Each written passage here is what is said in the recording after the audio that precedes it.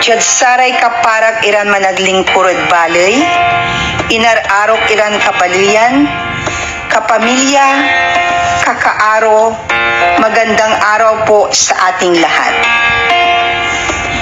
We ran our 2022 campaign on the promise of a new style of governance and a new political culture in Calasiao.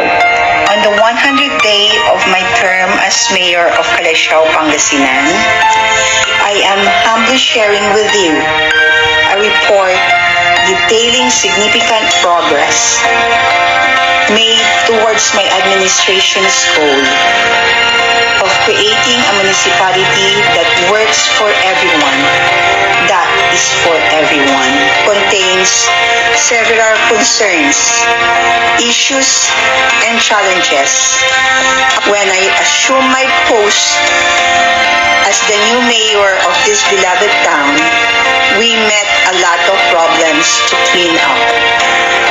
Let me state this clearly, that we did not inherit a 100% good story. Maraming isyu at problemang ating hinarap at kinakayang solusyonan para sa ating mga kababayan. Minsan, nakakadurog ng puso, minsan nakakaiyak.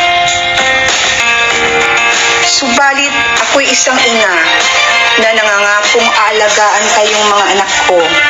Dahil simula noong ako'y nanumpa bilang mayor ng bayang ito, iisang pamilya na tayo.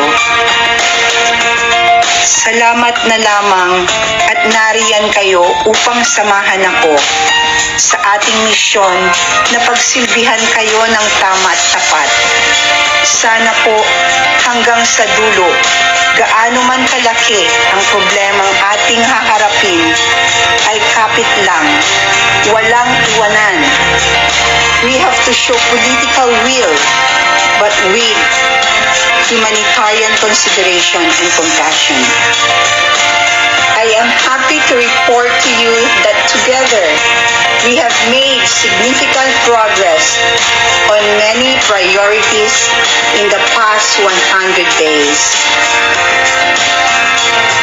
Pagkatapos ng pinagdaanan nating pandemya, this Christmas village was conceptualized to uplift the morale of everyone, young and old alike.